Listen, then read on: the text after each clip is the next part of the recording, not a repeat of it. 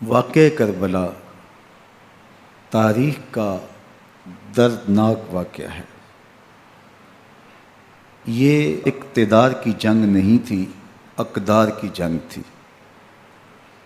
دو شخصیتوں کی لڑائی نہیں تھی، دو نظریات کا ٹکراؤ تھا۔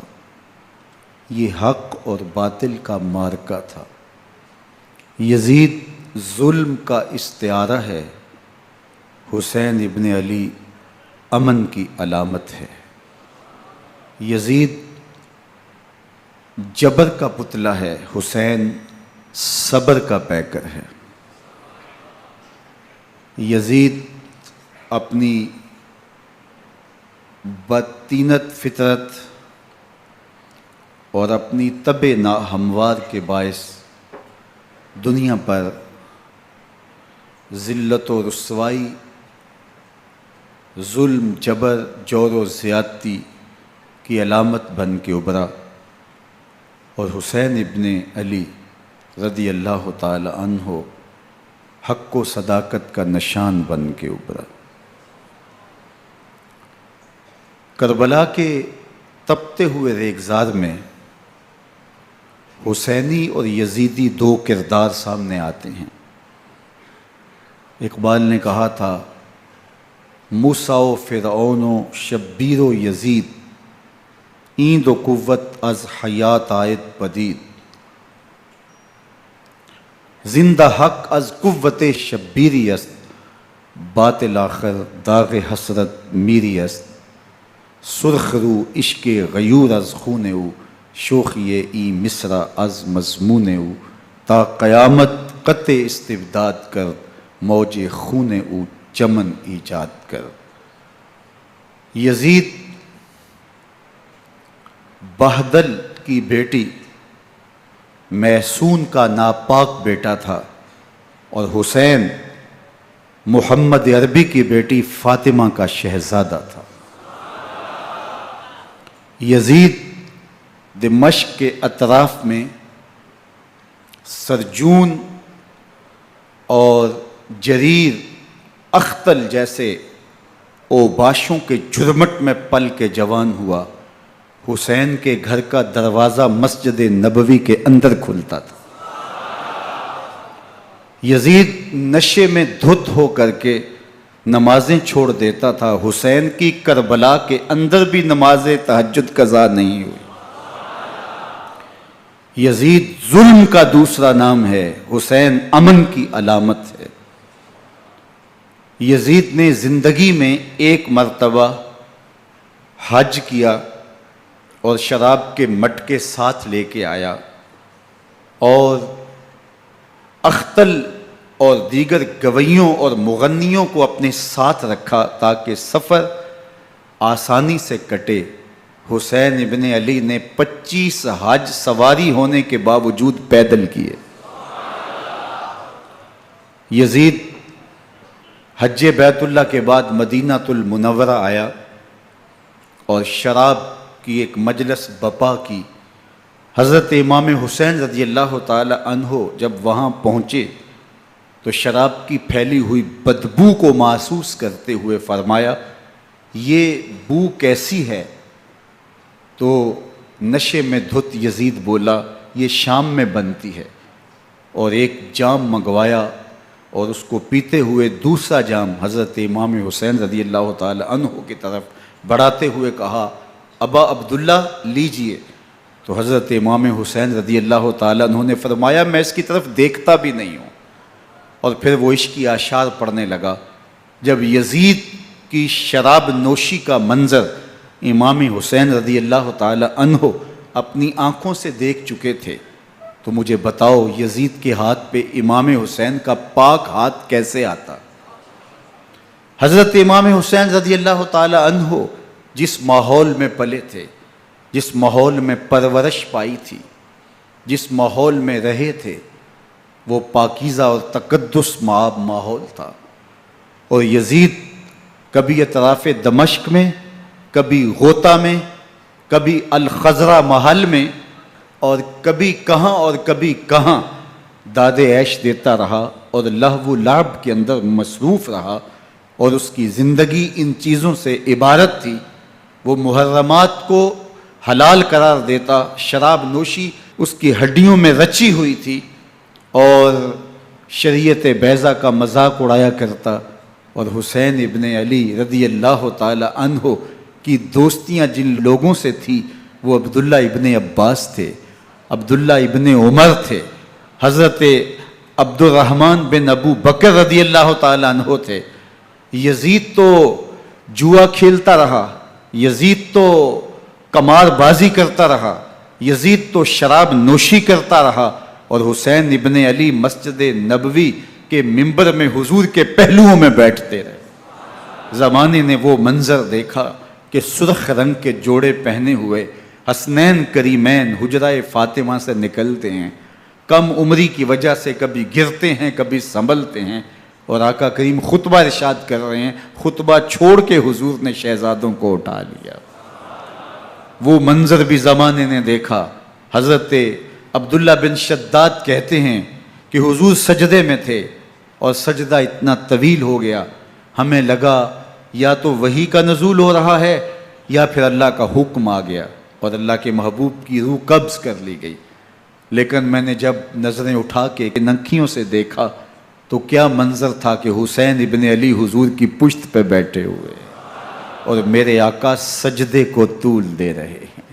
اللہ اکبر! حسین کے لیے پیغمبر کے سجدوں کو طول دیا جا رہا ہے۔ حسین ابن علی کبھی ممبر پہ حضور کی اطراف میں بیٹھتے ہیں، وہ منظر بھی دنیا نے دیکھا کہ حضور کے مبارک کندھوں پر حسین ابن علی بیٹھے ہیں اور حضور کی زلفوں کو پکڑا ہوا ہے۔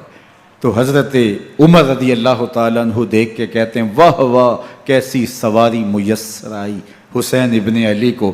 تو میرے آقا مسکرا کے کہتے ہیں عمر سواری دیکھتے ہو سوار بھی تو دیکھو۔ اللہ اکبر!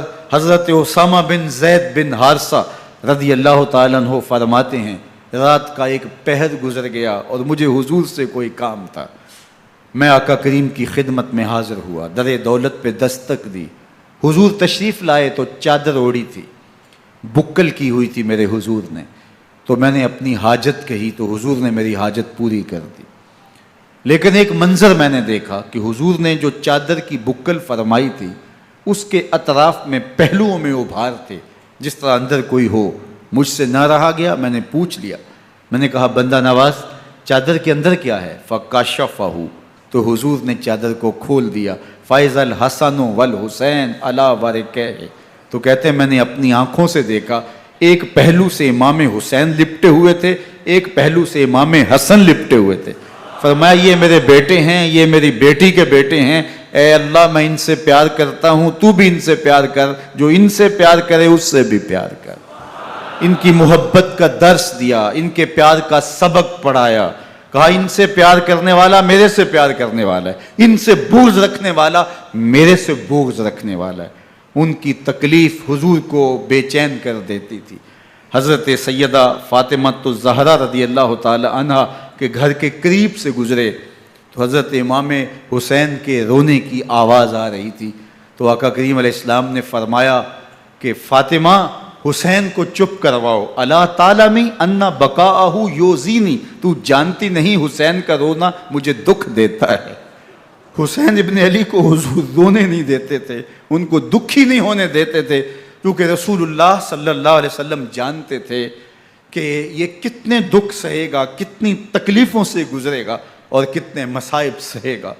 زمانے نے وہ گھڑیاں بھی دیکھیں کہ حضرت حذیفہ بن یمان رضی اللہ تعالیٰ عنہ فرماتے ہیں کہ میں حضور کی خدمت میں نماز مغرب کی ادائیگی کے لیے حاضر ہوا، اور میں نے یہ اجازت خاص طور پہ اپنی ماں سے اس شرط پہ لی تھی کہ امی آپ مجھے اجازت دیں، میں حضور کی خدمت میں حاضر ہوتا ہوں، مغرب کی نماز بھی ادا کروں گا اور پھر حضور سے عرض کروں گا حضور میرے لیے اور میری ماں کے لیے بخشش کی دعا کر دیجئے۔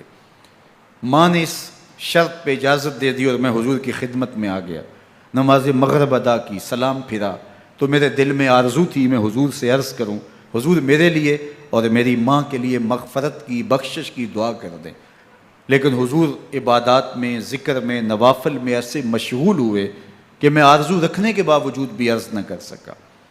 خیر نماز عشاء کا وقت ہوا، اذان پکاری گئی، حضور مصلی پہ آئے، نماز پڑھی، سلام پھرا، تو میرے دل میں پھر خیال آیا کہ ماں سے ایک نماز کی چھٹی لی تھی، نمازیں بھی 2 ہو گئیں، ماں نے جاتے پوچھنا ہے حضور سے میرے لیے اور اپنے لیے مغفرت کی، بخشش کی دعا کروائی تھی، تو کیا جواب دوں گا؟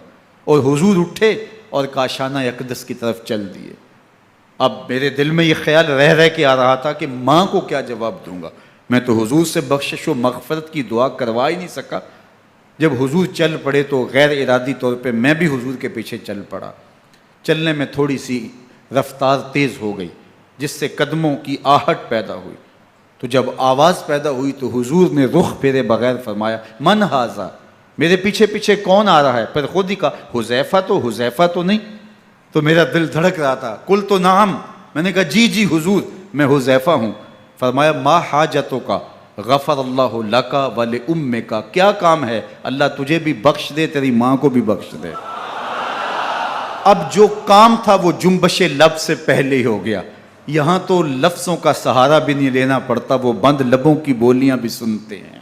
اقبال بولا ہے فروغت صبح آثار و دہور، چشم تو بی نندائے ما فی الصدور، تیری نظر تو سینوں کے چھپے راز بھی دیکھتی ہے۔ تو کہا ما حاجتوں کا غفر اللہ لک ولامک، اللہ تجھے بخش دے، تیری ماں کی بھی مغفرت کر دے، کیا کام ہے؟ اب جو کام تھا وہ تو ہو گیا۔ تو میرے حضور نے ارشاد فرمایا حذیفہ سنو، ابھی ایک فرشتہ آیا ہے جو اس سے قبل دھرتی پر پہلے کبھی نہیں آیا، آج پہلی مرتبہ اللہ سے اجازت لے کے 2 کام کرنے آیا ہے، ایک تو مجھے سلام کرنے آیا ہے اور دوسرا خوشخبری دینے آیا ہے کہ آپ کی بیٹی فاطمہ جنتی عورتوں کی سردار ہے اور حسن اور حسین جنتی جوانوں کے سردار۔ ایک طرف یزید ناپاک میسون کا پلیت بیٹا، اور ایک طرف محمد عربی کا نواسا، فاطمہ کے دودھ کا اثر، علی المرتضیٰ کے خون کی تاثیر، رسول اللہ صلی اللہ علیہ وسلم کے کندھوں پہ بیٹھنے والا۔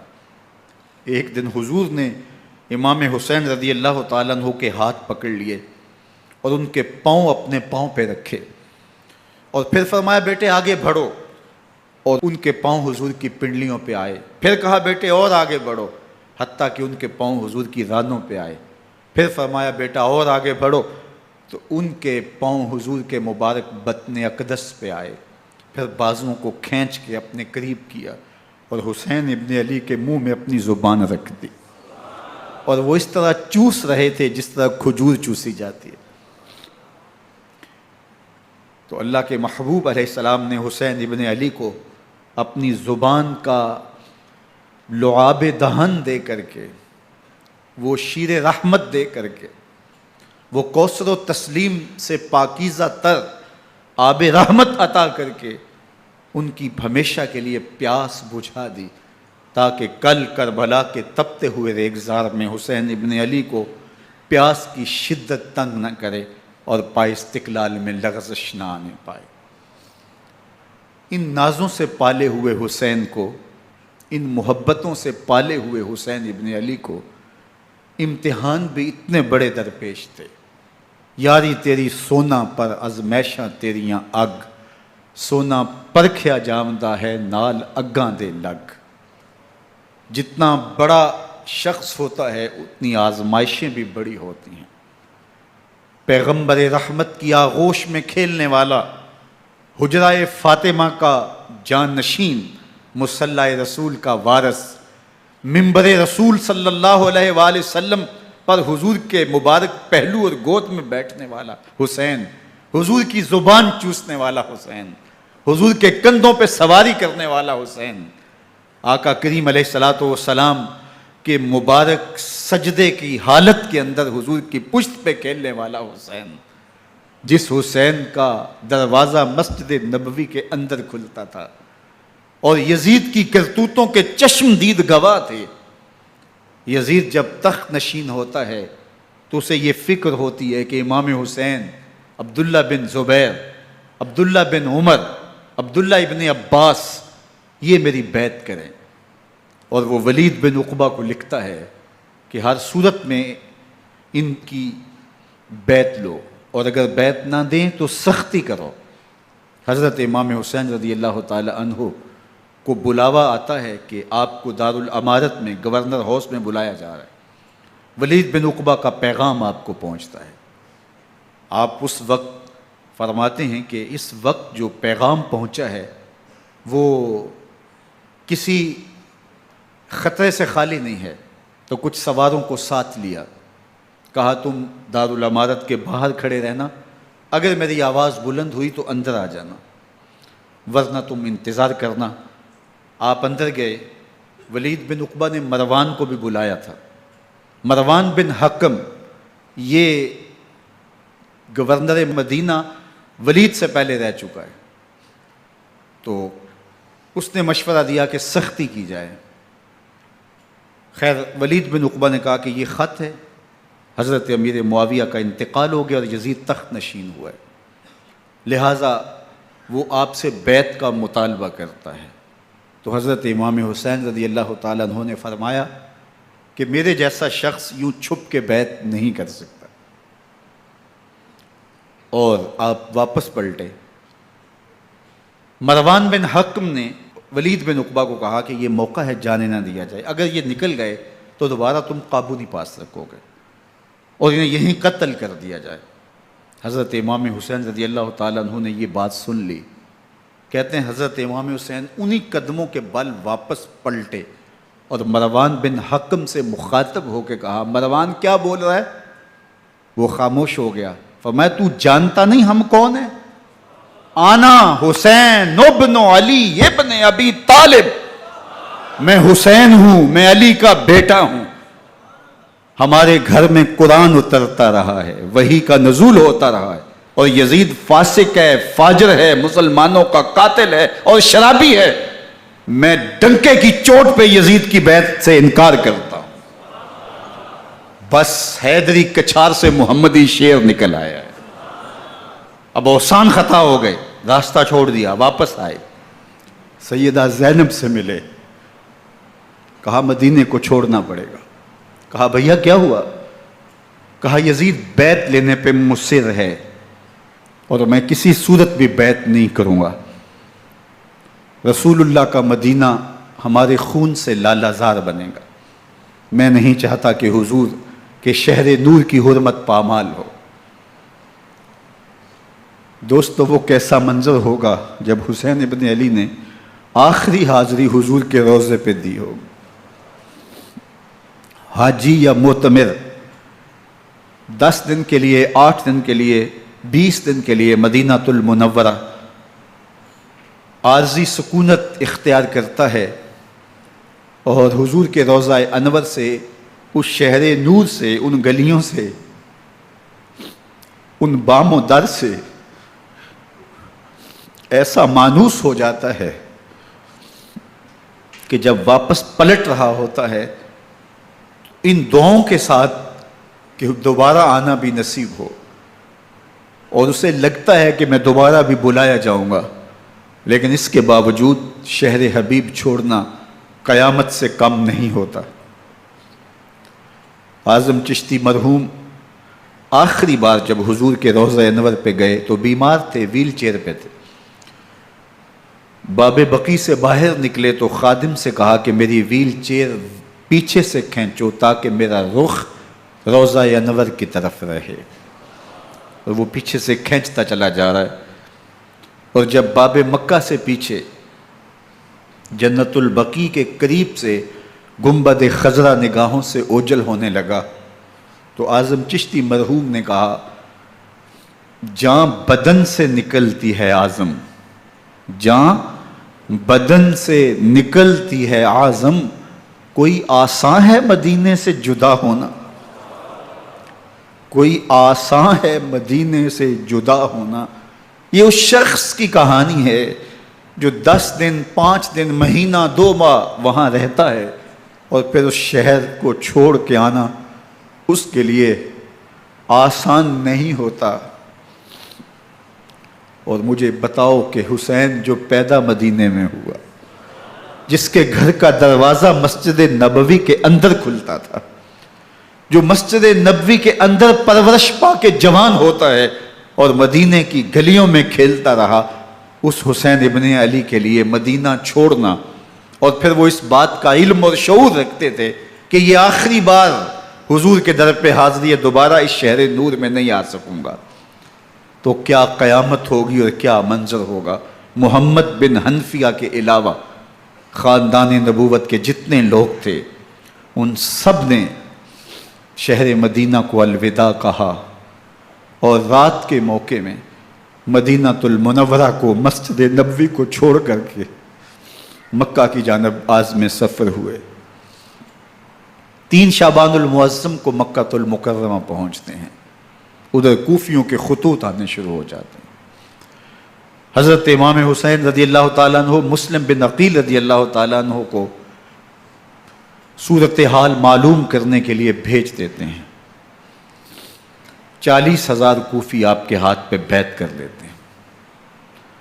ادھر 25 پیدل حج کرنے والے حضرت امام حسین 8 ذی الحج کو احرام باندھتے ہیں، لیکن آپ کو پتہ چلتا ہے کہ حاجیوں کے روپ میں قاتل چھپا دیے گئے، تو آپ اس احرام کو حج کی بجائے عمرے میں بدلتے ہیں اور کوفے کی جانب عازم سفر ہوتے ہیں۔ کائنات والو، ذرا سینے پہ ہاتھ رکھ کے دیکھو کہ یہ کتنا مشکل مرحلہ تھا۔ اس دین کی آبرو کو بچانے کے لیے حضرت امام حسین رضی اللہ تعالیٰ عنہ نے کتنا بڑا قدم اٹھایا۔ آپ کے بہی خواہ، دوست، احباب عبداللہ بن عمر یہ سارے روکتے ہیں، عبداللہ بن عباس کہتے ہیں حضرت نہ جائیے، الکوفی لا یوفی، کوفی کبھی وفا نہیں کرتے، آپ کے والد کو وہاں شہید کیا گیا، لیکن آپ ایک فرض کو نبھانے جا رہے ہیں۔ میرے غم گسارو، میرے مہربانوں، نہ روکو مجھ کو جانے دو، مجھے نانے کے دی کی ڈوبتی کشتی بچانے دو، میں جاتا ہوں کہ دنیا پر وفا کا نام رہ جائے، میں رہوں نہ رہوں پر عظمت اسلام رہ جائے۔ میں نہیں جاتا تو نبی کے گھر کی آن جاتی ہے، میں نہیں جاتا تو نبی کے گھر کی آن جاتی ہے، تمہارا دین جاتا ہے، میری غیرت ایمان جاتی ہے۔ حضرت امام حسین یہاں سے چلتے ہیں، ابھی راستے میں ہی پہنچتے ہیں کہ یہ خبر آتی ہے کہ کوفے والوں نے بے وفائی کر دی، حضرت مسلم بن عقیل رضی اللہ تعالیٰ عنہ کو شہید کر دیا گیا، نعمان بن بشیر معزول کر دیے گئے، ابن مرجانہ ابن زیاد وہاں متعین کر دیا گیا جو سخت گیر شخص تھا، اور اس نے لوگوں کو ڈرایا، دھمکایا، اور کوفے کے لوگوں کے دل بدل گئے اور وہ بیتیں توڑنے لگے۔ وہ منظر مسجد کوفہ کا کتنا دلگداز تھا، جب امام نماز کے لیے کھڑے ہوئے تو 40,000 لوگ آپ کے پیچھے تھا، جب سلام پھیرا اور امام نے دیکھا کہ پیچھے لوگ نہیں ہیں، پھر لوگوں نے اپنے دروازے بھی بند کر لیے۔ رات کی تنہائیاں ہیں اور حضرت مسلم بن عقیل کو کوئی پناہ دینے والا نہیں ہے، لوگوں نے دروازے بند کر لیے کہ کہیں ہمارے گھر میں نہ آ جائیں اور ہم مشقت اور حکومتی تشدد کا شکار نہ ہوں۔ کتنا دردناک لمحہ ہے حضرت مسلم بن عقیل رضی اللہ تعالیٰ عنہ پہ، اور پھر حضرت مسلم بن عقیل بے دردی سے شہید کر دیے جاتے ہیں۔ آپ ابھی راستے میں ہیں، یہ ساری کہانی پہنچتی ہے کہ حضرت مسلم شہید کر دیے گئے اور بے دردی سے شہید کر دیے گئے۔ وہ جنہوں نے خط لکھے تھے کہ ہم آپ کے ساتھ ہیں اور ہم منتظر ہیں، چشم برا ہیں، آپ کے قدموں کی چاپ سننے کے لیے بےتاب ہیں، آج انہوں نے بیتیں توڑ دی، 40,000 کوفی منحرف ہو گئے۔ مسجد کوفہ کا وہ منظر کس قدر روح کو تڑپا دینے والا تھا۔ ہم پچھلے سال عصر اور مغرب کے درمیان جب کوفہ پہنچے تو سورج ڈوبنے کے قریب تھا۔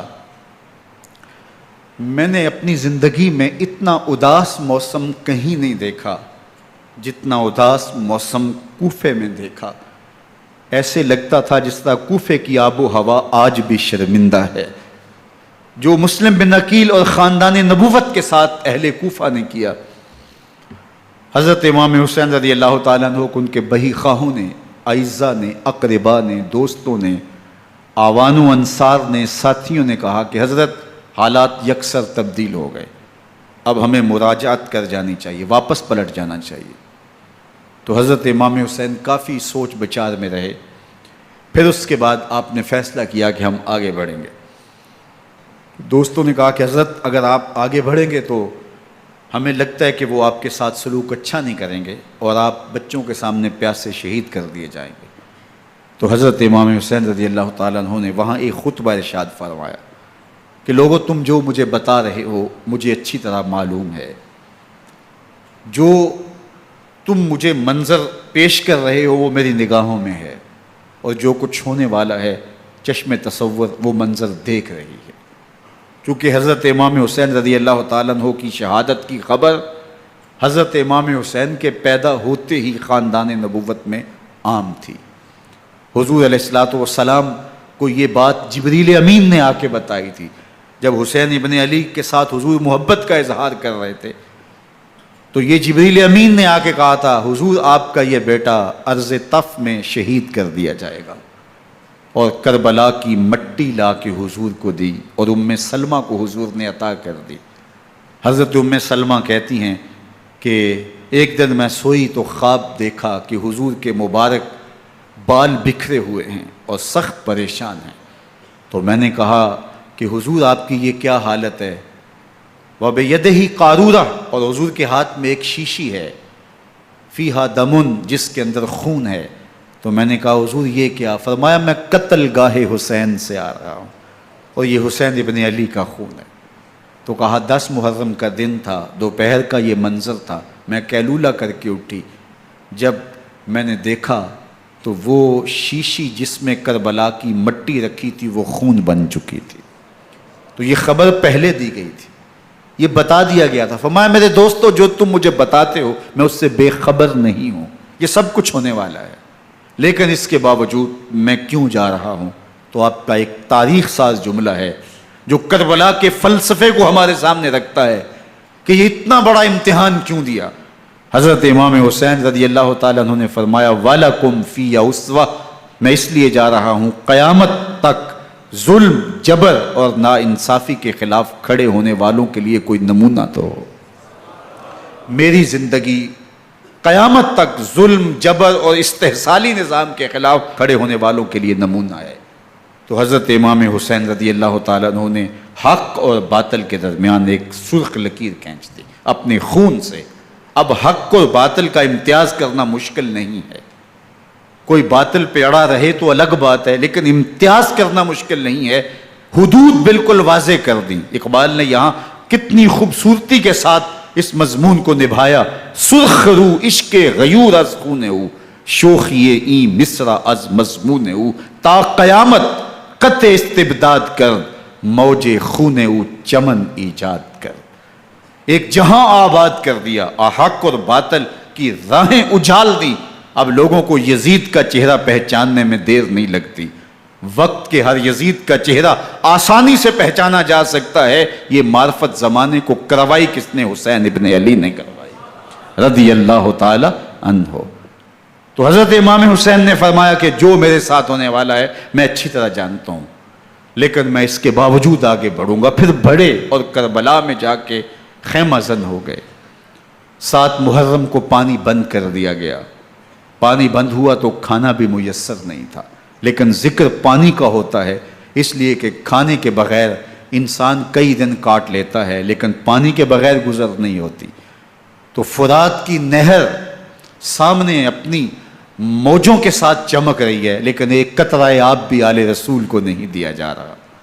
کائنات کے اندر ایسے انوکھے امتحان بھی ہوتے ہیں، وارث ہوں ساقی کوثر کے، مالک ہوں حوض کوثر کے، اور بیٹے ہوں ساقی کوثر کے، اور آج ایک بوند پانی کی بھی میسر نہ ہو۔ صبر کا امتحان ہے، عزیمت کا امتحان ہے۔ حضرت امام حسین رضی اللہ تعالیٰ عنہ خیمہ زن ہو گئے، 3 دن تک پانی بند رہتا ہے، 9 محرم کو رات کی تنہائی میں حملہ آور ہونا چاہتے ہیں، لیکن آپ نے کہا کہ ہمیں اللہ کے حضور عبادت اور ذکر کے لیے وقت دیا جائے۔ ساری رات ذکر میں گزرتی ہے، عبادات میں گزرتی ہیں۔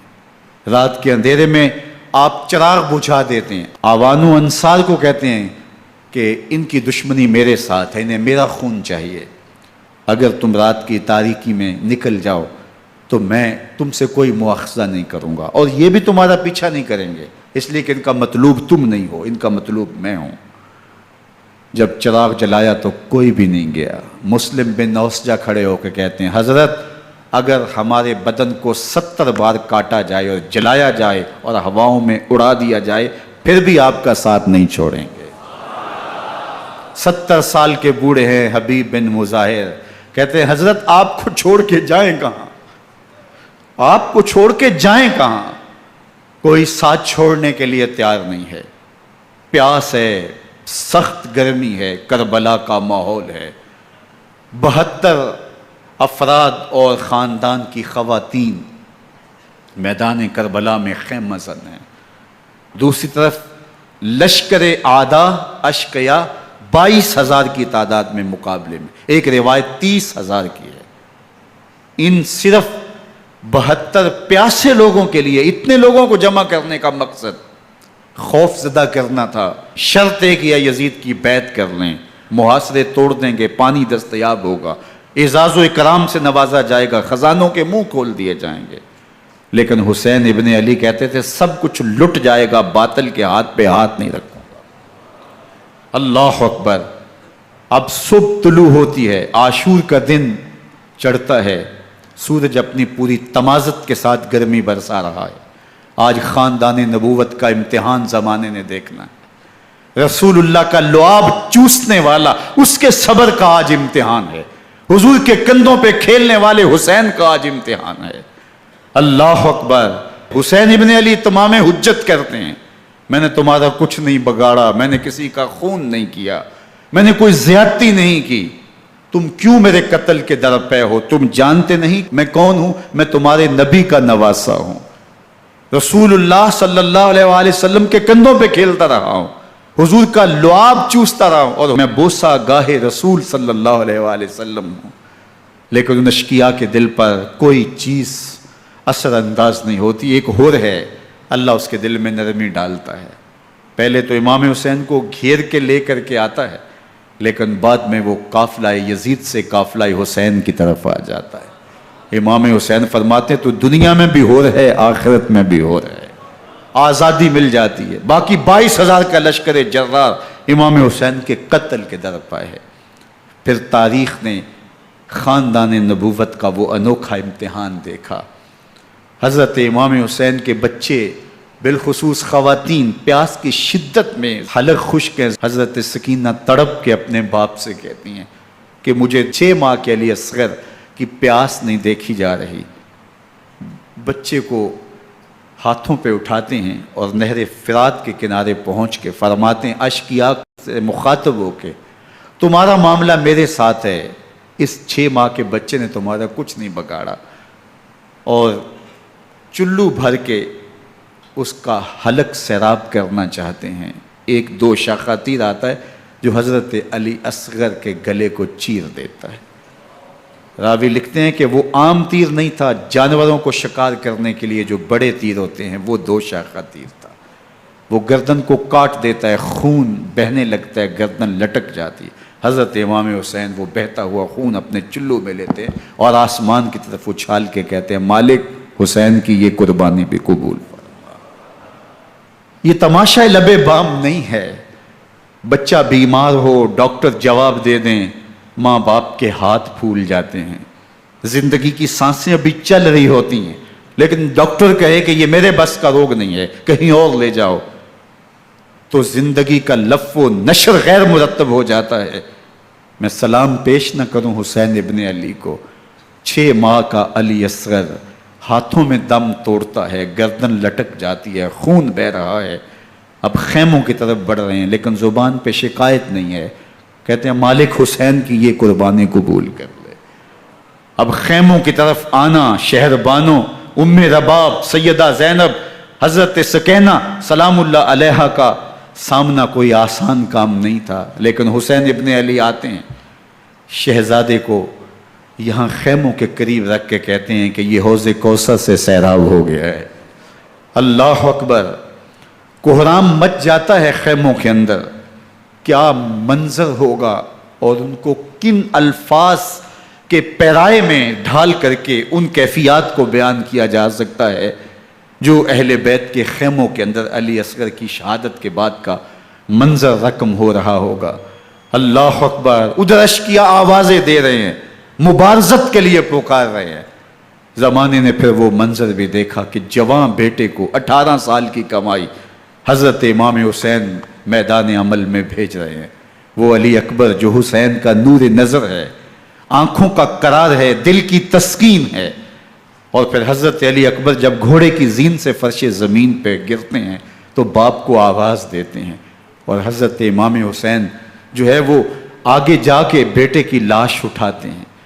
اللہ اکبر، 18 سال کے بیٹے کی لاش کو کندھوں پہ اٹھا کے خیموں تک لاتے ہیں اور ہاتھ پھیلا کے کہتے ہیں مالک حسین کی یہ قربانی بھی قبول فرما۔ کبھی قاسم بن حسن کی لاش اٹھا کے لاتے ہیں، کبھی اون و محمد کی لاشیں اٹھا کے لاتے ہیں، بھتیجوں کی، بھانجوں کی، بھائی عباس کے کٹے ہوئے بازو اور زخموں سے چھدا ہوا لاشا۔ کیا کیا قیامتیں تھیں جو اس کربلا کے ایک میدان کے اندر نہیں توڑی گئیں۔ حضرت امام حسین پر دکھ پہ دکھ، تکلیفوں پہ تکلیفیں۔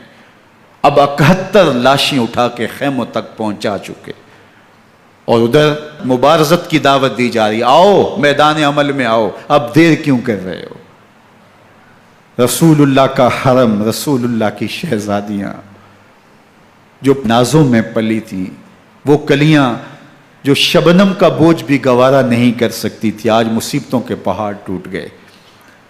حضرت امام حسین کبھی شہربانوں کو، کبھی ام رباب کو دلاسا دیتے ہیں، کبھی حضرت زینب کو کہتے ہیں۔ حضرت زینب کربلا کے اس میدان کے اندر بڑے حوصلے کے ساتھ اپنے بھائی کے ساتھ کھڑی رہی، اپنے 2 بیٹے راہ خدا میں پیش کیے، ان کی لاشیں وصول کی، لیکن زینب جس جرأت کے ساتھ، جس پامردی کے ساتھ اس سارے منظر کو حوصلے کے ساتھ سہتی رہی، وہ یقیناً حوصلہ سیدہ زینب سلام اللہ علیہا کا ہی ہے۔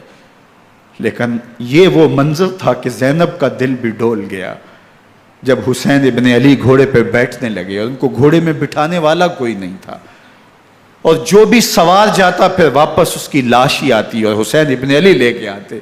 آج حسین ابن علی جا رہے ہیں، زندگی کا سارا سرمایہ لٹ رہا ہے، حضرت زینب سلام اللہ علیہا سنبھل نہیں رہی۔ حضرت امام رضی اللہ تعالیٰ عنہ اٹھے اور آپ نے حضرت زینب کو صبر کی تلقین کی اور کہا کہ صبر ہی بہترین ذریعہ ہے اور اللہ کی قربت کا ایک بہترین سبب ہے، اور ان کو صبر کی تلقین کرتے ہوئے فرمایا کہ میرے بعد تم نے اس ذمہ داری کو سنبھالنا ہے، اور ان مخدرات اسلام کی، ان شہزادیوں کے پردے کی تم نے حفاظت کرنی ہے۔ اور پھر گھوڑے کی زین کس کے امام حسین لشکر اشکیا کی طرف بڑھتے ہیں۔ اب خیموں سے سسکیوں کی آواز آ رہی ہے، ان کا سردار، ان کا تاجدار آج سب کو چھوڑ کے کربلا کے میدان کی طرف بڑھ رہا ہے۔ جرم کیا کیا، قصور کیا کیا، اس نے کیا زیادتی کی کہ آج نیزوں اور انیوں کے مقابلے میں 22,000 کا لشکر حضرت امام حسین پہ ٹوٹ پڑتا ہے۔ آپ پھر اتمام حجت کرتے ہیں، میں نے کسی کو قتل نہیں کیا، خون ناحق نہیں بہایا، میرے خون کے درپے کیوں ہو، اپنی آخرت کیوں برباد کرتے ہو، تم جانتے نہیں میں کون ہوں، میں تمہارے نبی کا نواسا ہوں۔ لیکن ابن زیاد کہتا ہے مقابلے میں آؤ۔ پھر حضرت امام حسین رضی اللہ تعالیٰ عنہ مقابلے میں آتے ہیں، اور جب گھوڑے کو ایڑ لگا کے دشمن اشقیاء پہ ٹوٹتے ہیں تو پھر ایسا منظر ہوتا ہے کہ وہ بھیڑ بکریوں کی طرح آگے بھاگتے ہیں۔ 71 زخم کلیجے پہ لیے شجاعت کا یہ پیکر جب میدان میں آتا ہے، آواز آتی، یہ کون ذی وقار ہے، بلا کا شاہ سوار ہے، لباس ہے پھٹا ہوا غبار سے اٹا ہوا، تمام جسم نازنی چدا ہوا کٹا ہوا، یہ نبی کا نور عین ہے، یہ بالیقین حسین ہے، یہ حسین ابن علی ہے رضی اللہ تعالیٰ عنہ۔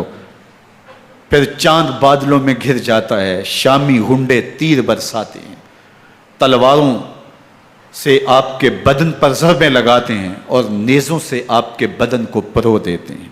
جب آپ کا پیراہن بعد میں اتارا گیا تو آپ کے پیراہن میں 122 سوراخ تیروں کے تھے، 33 زخم تلواروں کے اور 34 گھاؤ نیزوں کے تھے۔ جب گھوڑے کی زین سے فرش زمین پر آئے، بدن چھلنی تھا، زخم زخم سے خون بہ رہا تھا، 3 دن کا پیاسا حسین، اللہ اکبر، بدن زخموں سے چور، 71 لاشیں کلیجے پہ لیے، مخدرات اسلام کے پردے کا خیال دل میں الگ ہے، لیکن گھوڑے کی زین سے جب فرش زمین پہ امام حسین آتے ہیں، زبان پہ ہائے نہیں، نالا و شیون نہیں، چیخ و پکار نہیں، آتے ہی پیشانی سجدے میں رکھتے ہیں اور پکارتے ہیں اللہم ردن بقضائک وصبرن علی بلائک تسلیما لامرک سبحان ربی الاعلی۔ مالک گھر لٹا کے، بچے لٹا کے، خاندان سب کچھ قربان کر کے، اپنے بدن کو زخموں سے چھلنی کروا کے، تیروں اور نیزوں کی انیوں سے اپنے آپ کو زخمی کروا کے، تیرے حضور سر جھکا کے یہ اقرار کرتا ہوں کہ حسین تیری تقدیر پہ راضی ہے، مالک تو بھی بتا، تو بھی حسین پہ راضی ہوا ہے کہ نہیں ہوا؟ آواز آ رہی ہے، اس پیاسے پر علی شیر خدا کو ناز ہے، اس نواسے پر محمد مصطفیٰ کو ناز ہے، اوروں نے بھی سجدے کیے پر اس کا عجب انداز ہے، اس نے وہ سجدہ کیا جس پر خدا کو ناز۔ حسین ابن علی رضی اللہ تعالیٰ عنہ کا سر انور دستے قاتل نے تب کاٹا جب وہ سجدے میں جھکا ہوا تھا۔ یزید نے کہا میں بیعت لوں گا، امام حسین نے کہا کبھی بھی نہیں دوں گا، یہ سر کٹ سکتا ہے جھک نہیں سکتا۔ سر کاٹ کے نیزے کی نوک پہ چڑھا دیا گیا اور یہ اس بات کا اعلان تھا کہ ہم جیت گئے اور حسینی ہار گئے، اور لشکر یزید میں غوغا مچ گیا، نقارے بجنے لگے کہ ہم جیت گئے، دیکھو امام حسین شہید کر دیے گئے، اور سر کاٹ کے نیزے کی نوک پہ چڑھایا گیا۔ لیکن لشکر یزید سے ہی آواز آئی یہ کیسا سر ہے جو کٹ کے بھی سر بلندی ہے، کٹ گیا ہے پھر بھی اونچا ہے، اللہ اکبر، یہ سر سجدے میں کٹا ہے، رب کے حضور عبادت کی حالت میں کٹا ہے، حسین آج بھی سجدے میں ہے، اللہ اکبر، حسین آج بھی سجدے میں ہے، بلکہ کٹے ہوئے سر کا رخ زمین کی جانب تھا اور کٹی گردن آسمان کی طرف، یوں نیزے پہ پرویا گیا، اللہ اکبر۔ ایک شاعر نے نقشہ کھینچا، بآنکھ سر نیزے پہ اور سوئے زمین ہے روح، یعنی سجدہ ثانی کی ہے آرزو۔ رکعت کے 2 سجدے ہوتے ہیں، ابھی ایک سجدہ ہوا تھا کہ دست قاتل نے سر کاٹ دیا، کہا حسین کی پیشانی میں دوسرے سجدے کی تمنا مچل رہی ہے۔ یہ تھا حسین ابن علی کا سجدہ، ساری زندگی رب کے حضور سجدہ قضا نہیں ہونے دیا۔ آج پانی نہیں ہے، اللہ اکبر، آج تیمم کر لیتے ہیں، آج اپنے خون کو اوڑھ کر کے حسین نے اپنی پیشانی اپنے مالک کے حضور جھکا کر کے عظیمت کی وہ انوکھی داستان رقم کر دی کہ صدیاں گزرنے کے باوجود بھی ان کی یادوں کے چراغ روشن ہیں۔ جب حضرت امام حسین اور دوسرے آیان و انصار کو شہید کر دیا گیا تو ان کے سر نیزوں کی نوک پہ چڑھا دیے گئے، حضرت امام حسین کا کٹا ہوا سر اور باقی 71 افراد کے کٹے ہوئے سر نیزوں کی نوک پہ، اور 10 سواروں کو ابن سعد نے کہا کہ ان کو رون دو، اور گھوڑوں کی ٹاپوں تلے حضرت امام حسین رضی اللہ تعالیٰ عنہ اور ان کے آوان و انصار کو جو ہے وہ روندا گیا، حتیٰ کہ ان کی استخوان مبارک، ان کی ہڈیاں بھی چور چور ہو گئیں۔ روننے سے قبل ان کا لباس اتار لیا، ان کے کپڑے اتار لیے گئے۔ اللہ اکبر، کیسی دردناک گھڑیاں تھیں۔ یزید کا صرف یہی بد کرداری کا مرحلہ نہیں تھا، اس کربلا کے صحرا کے اندر یزید نے جس طرح امام حسین رضی اللہ تعالیٰ عنہ کو شہید کیا اور حضرت امام حسین کے خاندان کو شہید کیا، جب مدینہ المنورہ پر یزید نے مسلم بن عقبہ کو مقرر کیا، جس کو بزرگوں نے مصرب بن عقبہ کہا ہے، تو اس کو کہا 3 دن تک مدینے کا حرم تمہارے لیے حلال ہوگا، جو چاہو تم کرنا، اور شامی فوجوں کو اجازت ہوگی۔ تو وہاں بھی انہوں نے 10,000 تابعین اور 700 صحابہ کو شہید کیا۔ حضرت ابو سعید خدری رضی اللہ تعالیٰ عنہ گھر سے باہر نکلے، کافی بوڑھے ہو چکے تھے، تو انہوں نے حضرت ابو سعید خدری کو پکڑ لیا، کہا تم کون ہو؟ کہا مجھے ابو سعید خدری کہتے ہیں۔ تو کہا ہاں تمہارا نام سنا ہے، اور داڑھی سے پکڑ کے کھینچا اور کہا کہ ہے تمہارے پاس جو ہمیں دو؟ تو کہا کہ میرے پاس تو کچھ بھی نہیں، میں تو فقیر آدمی ہوں۔ تو ان کے گھر ان کو لے گئے، تو 2 کبوتر رکھے تھے حضرت ابو سعید خدری نے، تو وہ کبوتر لوٹ کے لے گئے۔ اللہ اکبر۔ حضرت ابن سنان رضی اللہ تعالیٰ عنہ کو، جو حضور کے علم بردار تھے فتح مکہ کے دن، ان کو ستو پہلے پلائے اور پھر ان کی گردن کاٹی گئی، اور کہا یہ ہے وہ ستو جو تم زندگی میں آخری بار پیو گے۔ ایک گھر میں داخل ہوئی شامی فوج، تو ایک خاتون کے ابھی بچہ پیدا ہوا تھا، اور قابلہ نے، دائیا نے، وہ بچہ ماں کی چھاتی پہ لٹایا، اور وہ ماں کا پہلا دودھ پی رہا تھا۔ تو یہ جا کے کہنے لگے نکالو تمہارے پاس جو کچھ ہے۔ تو اس خاتون نے کہا تم جانتے ہو یہ بچہ کون ہے؟ تو انہوں نے کہا ہم نہیں جانتے۔ کہا یہ حضرت ابن ابی کبشہ انماری رضی اللہ تعالیٰ عنہ کا بچہ ہے، اور یہ وہ صحابی ہیں کہ جو بیت الشجرہ کے موقع پہ حضور کے ہاتھ پہ بیعت کرتے ہیں۔ انہوں نے اس چیز کا لحاظ نہ کیا کہ جو کچھ ہے وہ ہمیں دو، ورنہ تیرے بچے کو نہیں چھوڑیں گے۔ تو ماں بچے سے مخاطب ہو کے کہتی ہے، ابھی بچہ پیدا ہوا ہے اور ماں سے پہلا دودھ پی رہا ہے، کہ بیٹے اگر میرے پاس کچھ ہوتا، وہ قیمتی سے قیمتی چیز بھی ہوتی، تیری جان کے لیے قربان کرتی، لیکن اس وقت میرے پاس کچھ ہے نہیں۔ تو ایک شکی آگے بڑھا اور بچے کو ایک ٹانگ سے پکڑ کے کھینچ کے دیوار کے ساتھ پٹک کے مارا، جس سے دماغ کا بھیجا نکل گیا۔ کیا کیا زیادتیاں نہیں کی۔ 700 صحابہ حرہ کے واقعہ میں شہید کیے یزید نے، اور 10,000 تابعین شہید کیے۔ مسجد نبوی میں ممبر رسول کے ساتھ گھوڑے باندھے، اور وہ ممبر رسول اور مصلی رسول کے قریب لید کرتے رہے۔ حضرت سعید عبد المسیب فرماتے ہیں میں نابینا تھا اور حضور کے روضہ انور کے پاس بیٹھا تھا، اور یزید کے سپاہی آتے، جو بھی مسجد میں نظر آتا پکڑ کے لے جاتے، مجھے نابینا سمجھ کے چھوڑ دیتے، لیکن میں پریشان تھا کہ ظہر کا وقت ہوگا، عصر کا وقت ہوگا، مغرب عشاء کا وقت ہوگا، نہ اذان، نہ اقامت، نہ جماعت، تو کیسے مجھے پتہ چلے گا کہ نماز کا وقت ہو گیا، اور کیسی میری نمازوں کا کیا بنے گا؟ میں اس فکر میں بیٹھا تھا۔ لم ازل اسمع الاذان والاقامت من قبل رسول اللہ صلی اللہ علیہ وآلہ وسلم۔ فرماتے ہیں جب بھی پھر نماز کا وقت آیا، گنبد خضرا سے اذان کی بھی آواز آئی، اقامت کی بھی آواز آئی۔ 3 دن تک مسجد نبوی کے اندر گھوڑے بندے رہے، اور مدینہ کی حرمت پامال کی۔ مدینہ کے گھروں کے اندر یہ بدکماش داخل ہوئے، اور جو بدکاریاں انہوں نے کی کلیجہ منہ کو آتا ہے۔ 1002 شیزائیں ان بدکاروں کی بدکاریوں کی وجہ سے کنواری حالت کے اندر حاملہ ہوئی۔ 3 دن تک مدینے کا حرم انہوں نے پامال کیا، اور پھر مکہ المکرمہ میں کعبہ اللہ پر گولے برسائے، اور کعبہ کا غلاف جل گیا۔ وہ تو یزید مر گیا، اور حضرت عبداللہ ابن زبیر رضی اللہ تعالیٰ عنہ نے اپنی خلافت کا اعلان کیا۔ یزید کے یہ کرتوت تھے، ادھر اہل مدینہ کو ستایا، ادھر اہل مکہ کو ستایا، اور رسول اللہ صلی اللہ علیہ وسلم کے خانوادے کی بے حرمتی اور توہین کی۔ نہ صرف انہیں قتل کیا گیا، ان کی لاشوں پہ گھوڑے دوڑائے۔ ابن سعد اور شمر جو ہے وہ خیموں میں داخل ہوا، اور مخدرات اسلام کی چادریں چھیننے کی کوشش کی۔ حضرت زینب سلام اللہ علیہ نے مخاطب ہو کے کہا ہمارے چہرے کے رکھوالے چلے گئے ہیں، ظالم تو خیال نہیں کرتا ہم رسول اللہ کی بیٹیاں ہیں۔ حضرت شہربانو، حضرت زین العابدین اور حضرت زینب سلام اللہ علیہم، ان تینوں کو ایک اونٹ پہ باندھا گیا، اور باقی اونٹوں پہ باقی سادات کو، حضور کی شہزادیوں کو باندھا گیا، رسیوں میں جکڑا گیا، اور اونٹوں پہ باندھ کر کے کوفے کی جانب آگے آگے شہیدوں کے سر چل رہے ہیں، اور پیچھے یہ قافلہ چل رہا ہے۔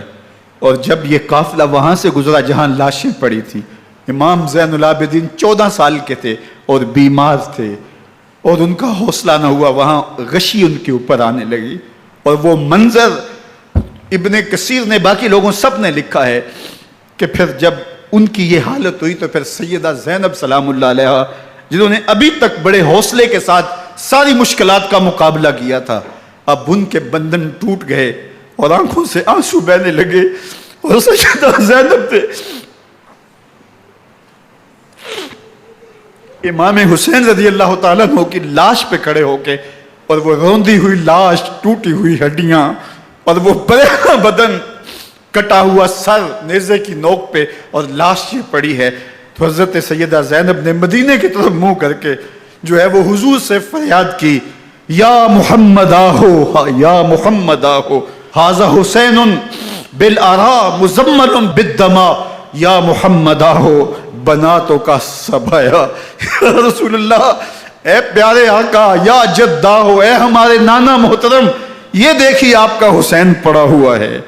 بدن سے کپڑے اتار لیے گئے، خاک ہوائیں اڑا رہی ہیں، اور اس کے اوپر چادر جو ہے وہ مٹی کی پڑ گئی ہے.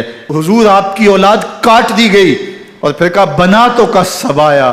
حضور دیکھیے آپ کی بیٹیوں کے ہاتھ باندھ دیے گئے ہیں، اونٹوں پہ کس دیا گیا ہے، سر شہیدہ آگے آگے چل رہے ہیں، اور حضرت سیدنا امام حسین کا آگے آگے سر ہے. راستے کے اندر ایک جگہ آئی، رات گزری اور ان کو اتارا گیا. رات کا موقع تھا، ایک خاتون آئی اور اس نے کوئی کھانا پیش کیا ان کو، اور کہا کہ میں کسی زمانے میں حضرت سیدہ فاطمہ تو زہرا کی نوکری کیا کرتی تھی، ان کی لونڈی تھی، ان کی کنیز تھی، اور آج مجھے پتہ چلا کہ آپ لوگ گزر رہے ہیں، تو میں نے کہا کہ میں اپنی مخدومہ کے خاندان کی خدمت کروں. اور پھر اس نے کہا کہ اس وقت سیدہ کی گود میں ایک 6-7 ماہ کی بچی تھی جس کو زینب کہا کرتے تھے. تو سیدہ زینب نے کہا کہ اماں اگر پہچانتی ہو تو وہ